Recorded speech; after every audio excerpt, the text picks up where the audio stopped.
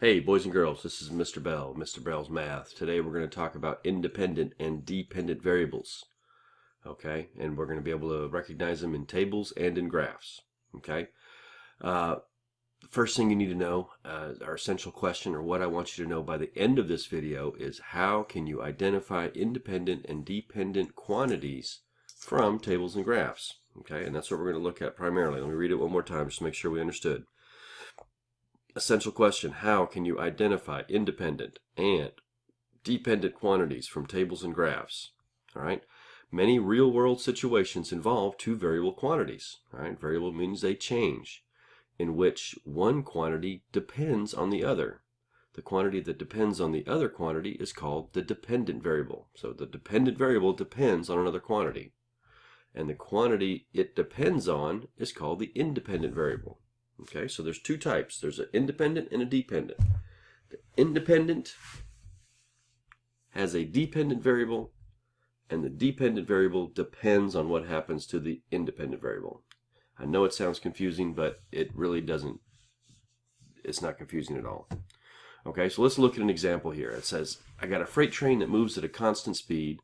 The distance y in miles that the train traveled after X hours is shown on the table. Okay, so here we got a table. I got time representing by X, and it's in hours. So at 0 hours, 1 hours, 2 hours, and 3 hours. And then I have distance represented by Y in miles. Okay, so the first increment is 0, then it goes to 50, then it goes to 100, then it goes to 150.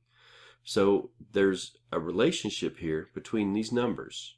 Okay, but one of these numbers depends on the other one. Okay, so first of all, going back to what we learned in the last section, we have our X value and we have our Y value. Okay, let's see. Let me get out of this white color here. Should have turned this back on. All right, so my X value, if you don't remember, is right here on this part of the graph. Then I have my Y value, which is this vertical axis. Okay, so if I were to plot these points, I would say 1, 2, 3, 4, 5, 6. Wait, no, I wouldn't do that. Yeah, because that's time. I can do that. So I go up to 6. Then in my distance, I would go ahead and say 50, 100, 150, 200. All right, you could write this out: 50, 100, 150, 200. 1, 2, 3, 4, 5, 6. And right there for both of them would be 0. Okay, so the reason why distance is a dependent variable in this case is because no matter what happens to the time, it's going to affect the distance. So if at 0, okay, if it's 0, I don't want the opacity, I want the size. I guess I can't adjust the size, can I? No. All right, so at 0, that means no distance has gone on. Okay, 0 hours, nothing, the train hasn't gone anywhere. When you go to 1, then you come up here to 50. After 2 hours, you come up to 100. After 3 hours, you come up to 150. After 4 hours, you come up to 200. Okay, and so forth. And you can connect these lines, and it makes a straight line. All right. So what I'm trying to get at here is that the relationship, for the distance to increase, some time has to elapse. So the distance solely depends on how much time has elapsed. So the question is, at 0 hours, the train hasn't gone anywhere, but at 1 hour, the train's gone 50 miles.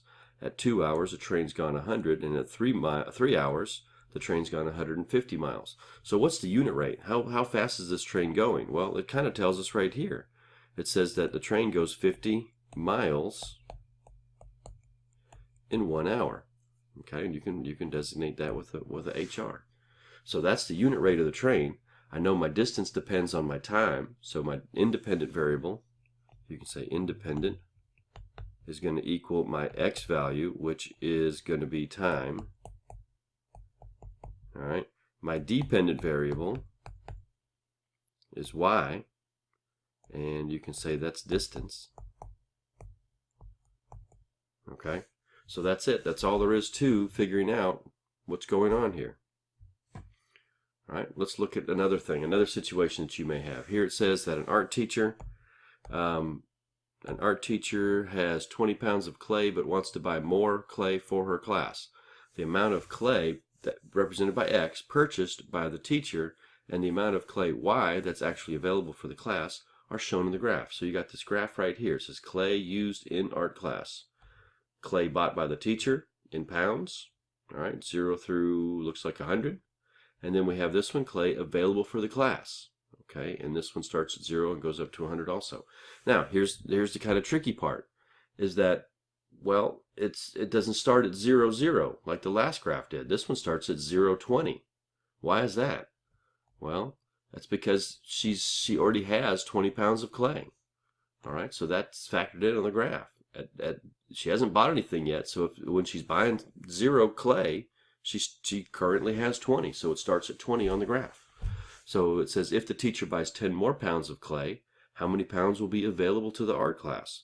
So you can just say that, all right, if she buys 10 pounds, which is right here, it goes up to the graph right there, and that tells me that I have 30 pounds of clay available for the class. It says if the art class has a total of 50 pounds of clay available, how much clay did the teacher buy? Well, 50 runs about right there. You go over to the graph, it hits that point, and you go down, and it looks like she bought how much? Well, 30 pounds. Okay, she had 20 to begin with, and she has 50 now for the class. That means she bought 30 pounds. Okay, and that is a 30 lbs for pounds, not a 3 abs. Okay, so we found out that the independent variable is how much she bought. Okay, that doesn't depend on anything. In this graph, what is dependent is the amount that's available to the class. Okay, because she has at least 20 pounds available, but if she buys any amount, it's going to change the amount that's available. So that depends on how much she buys. So that's our dependent variable. All right. So let's look at a couple examples. It says here we want to talk about describing relationships between independent and dependent variables. So we have our independent variable here and our dependent variable here. Now, just typically speaking, all right, your X is always going to be your independent variable. Independent. Okay. Your Y is always going to be your dependent variable. Okay, your Y value is always going to depend on your X value. Okay, so when you graph it, and you need to know this is your X value, this is your Y value. Your X value, this value here, is independent. But this value always depends on what happens to X. So that's what we need to figure out here in this table. Okay, sometimes I see y'all say, oh, well, there's just an increase of 1 each time. Well, this isn't an increase. Well, this actually is an increase of 1, but it's not always going to be that way. But how you make these relationships is you compare the X and the Y together. You say, okay, I got my X value here. Something happens to X to become Y, and you have to figure out what that relationship is. So that's what we're going to do in this case right here. We're going to try to figure out what the relationship is. So we say, all right, if X is 0, what happened to 0 to get to 10? Well, it increased.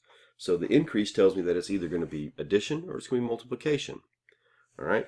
If I know my, not my independent, but my identity property of 0, I know if I multiply any number times 0, I'm not going to get a number other than 0. So it can't be multiplication in this case. Okay. It has to be addition. So I know that this is my X value. If I say X plus, what happens? So